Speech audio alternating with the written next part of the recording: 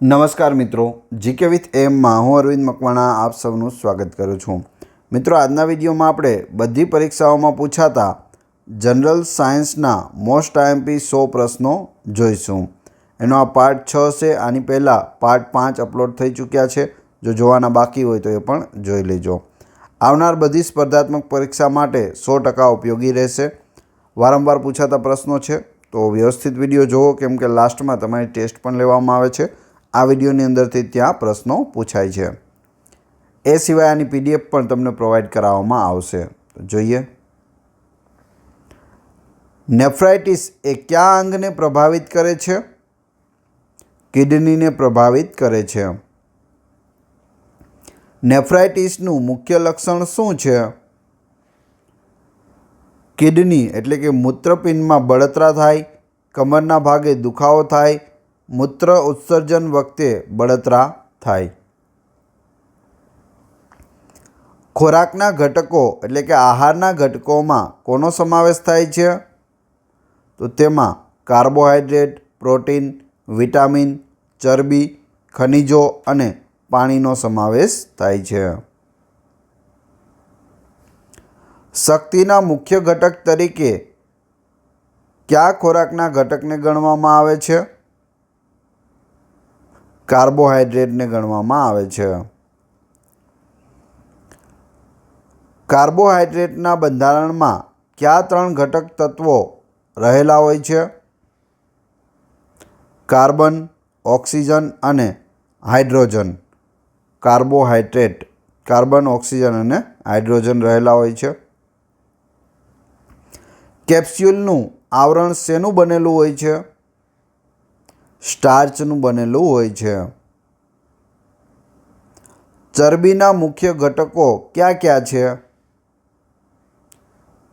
Fatty acid અને glycerol છે। સામાન્ય રીતે 20°C તાપમાને ચરબી કયા સ્વરૂપે હોય છે? ઘન સ્વરૂપે હોય છે। સામાન્ય રીતે પુખ્ત વ્યક્તિમાં કેટલા ટકા ઉર્જા ચરબીમાંથી મળે છે? 20 થી 30% ઉર્જા ચરબીમાંથી મળે છે। શરીરમાં ચરબી શેમાંથી સંશ્લેષિત થાય છે? કણાભ સૂત્રમાંથી। જો શરીરમાં ચરબીનું પ્રમાણ વધી જાય તો કઈ બીમારીનો ભય રહે છે? હૃદય રોગનો હુમલો। પ્રોટીન શબ્દનો સૌ પ્રથમ પ્રયોગ કયા વૈજ્ઞાનિકે કર્યો હતો? જે બર્જેલિયસ। પ્રોટીનનો બંધારણીય ઘટક કયો છે? એમિનો એસિડ છે। પ્રોટીન કુલ કેટલા પ્રકારના એમિનો એસિડમાંથી બને છે? 20 પ્રકારના એમિનો એસિડમાંથી પ્રોટીન બને છે। શરીરનો લગભગ કેટલા ટકા ભાગ પ્રોટીનથી બનેલો હોય છે? 15% ભાગ। શરીરના અંગોની વૃદ્ધિ મુખ્યત્વે કયા ખોરાકના ઘટકને આભારી છે? પ્રોટીન। પ્રોટીનની ઉણપથી કયા રોગો થાય છે? મરાસ્મસ અને ક્વોશિયોરકોર થાય છે। વિટામિનની શોધ કયા વૈજ્ઞાનિકે કરી હતી? કેસિમિર ફંક। મિત્રો, વિડીયો પસંદ આવી રહ્યો હોય તો લાઈક કરવાનું ભૂલશો નહીં અને ચેનલ પર જો નવા હો તો ચેનલને સબસ્ક્રાઈબ કરી લો અને બેલને પણ પ્રેસ કરી દો। કયા વિટામિન જલદ્રાવ્ય છે? વિટામિન બી અને સી। કયા વિટામિન ચરબી દ્રાવ્ય છે? વિટામિન એ, ડી, ઈ અને કે એ ચરબી દ્રાવ્ય વિટામિન છે। કયા વિટામિનનું સંશ્લેષણ શરીરમાં થાય છે? વિટામિન ડી અને કેનું સંશ્લેષણ છે તે શરીરમાં થાય છે। રતાંધણાપણું કયા વિટામિનની ઉણપથી થાય છે? Vitamin A. વિટામિન એનું રાસાયણિક નામ શું છે? રેટિનોલ છે। બેરી રોગ કયા વિટામિનની ઉણપથી થાય છે? Vitamin B. વિટામિન B1નું રાસાયણિક નામ શું છે? થાઇમિન। પેલાગ્રા રોગ કયા વિટામિનની ઉણપથી થાય છે? Vitamin B4. એનિમિયા રોગ કયા વિટામિનની ખામીથી થાય છે? વિટામિન B5 અને B12. લકવો કયા વિટામિનની ઉણપથી થાય છે? Vitamin B7. વિટામિન B7નું રાસાયણિક નામ શું છે? બાયોટીન. શરીરમાં પેશીય રોગો થવા માટે કયા વિટામિનની ઉણપ હોય છે? Folic acid. ફોલિક એસિડનું રાસાયણિક નામ શું છે? ટેરોઇલ ગ્લુટેમિક. સ્કર્વી કયા વિટામિનની ઉણપથી થાય છે? Vitamin C. ઘણી વખત પૂછાયેલો પ્રશ્ન છે. વિટામિન Cનું રાસાયણિક નામ શું છે? Ascorbic acid. બાળકોમાં સુક્તાન અને વયસ્કોમાં ઓસ્ટિયોમેલેરિયાની ખામી કયા વિટામિનની ઉણપથી થાય છે? વિટામિન Dની. પુરુષોમાં નપુંસકતા અને સ્ત્રીઓમાં વ્યંધત્વ કયા વિટામિનની ઉણપથી સર્જાય છે?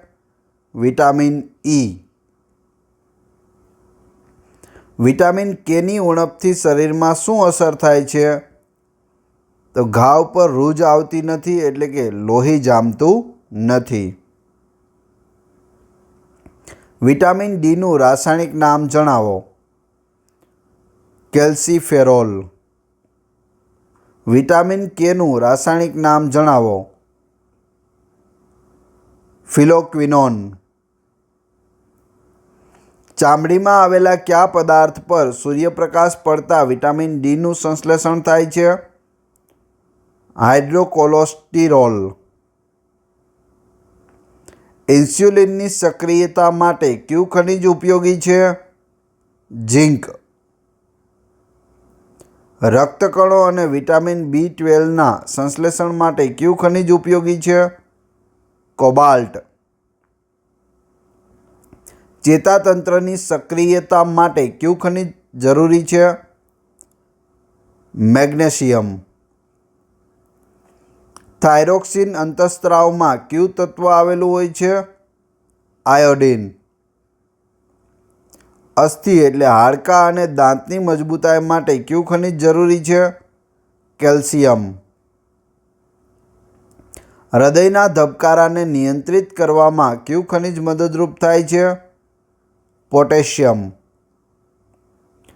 શરીરમાં સામાન્ય રીતે પાણીનું પ્રમાણ કેટલું હોય છે? 65 થી 70% જેટલું હોય છે પાણીનું પ્રમાણ શરીરમાં.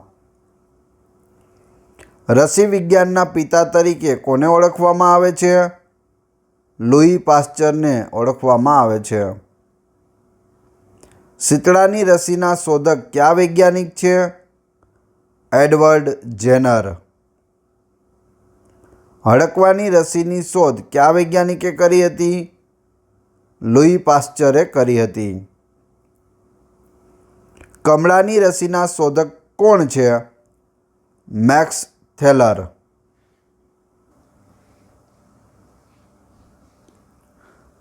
પોલિયોની રસીના શોધક વૈજ્ઞાનિક કોણ છે? જોનાસ સાલ્ક. ઇન્ફ્લુએન્ઝા વાયરસ માટેની રસીના શોધક કોણ છે? Thomas Francis junior. Rotavirus માટેની રસીના શોધક કોણ છે? પોલ ઓફિટ. રૂબેલા વાયરસ માટેની રસીના શોધક કોણ છે? સ્ટેનલી પ્લોટકિન. મોઢેથી અપાતી પોલિયોની રસી એટલે કે ઓરલ રસીના શોધક કોણ છે? એલ્બર્ટ સેબિન. વનસ્પતિ વિજ્ઞાનના પિતા તરીકે કોને ઓળખવામાં આવે છે? થિયોફ્રેસ્ટસને ઓળખવામાં આવે છે. કયા વૈજ્ઞાનિકે વનસ્પતિનું વર્ગીકરણ કર્યું હતું? આઇકલર. કયા વૈજ્ઞાનિકે સાબિત કર્યું કે વનસ્પતિ પર સંગીતની અસર થાય છે? જગદીશચંદ્ર બોઝ।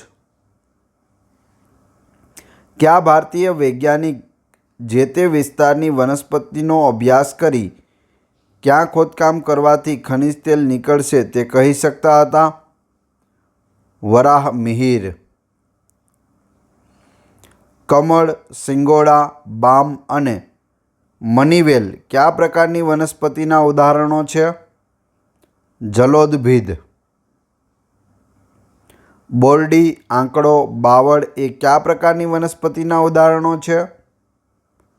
શુષ્કોદભિદ। લીમડો, બારમાસી, આંબો એ કયા પ્રકારની વનસ્પતિના ઉદાહરણો છે? મધ્યોદભિદ। શેવાળ એટલે કે લીલ, ફૂગ, બેક્ટેરિયા અને લાઇકેનનો સમાવેશ કયા પ્રકારની વનસ્પતિમાં થાય છે? એકાંકી। જમીનનું ધોવાણ અટકાવવા કયા પ્રકારની વનસ્પતિ ઉપયોગી છે? દ્વિઅંગી। વિશ્વનું સૌથી ઊંચું વૃક્ષ અનાવૃત બીજધારી વૃક્ષ કયું છે? સિકોઇયા સિમ્પરવિરેન્સ। સિકોઇયા સિમ્પરવિરેન્સને બીજા કયા નામે ઓળખવામાં આવે છે? Cost redwood of California. સૌથી નાનું અનાવૃત બીજધારી વૃક્ષ કયું છે?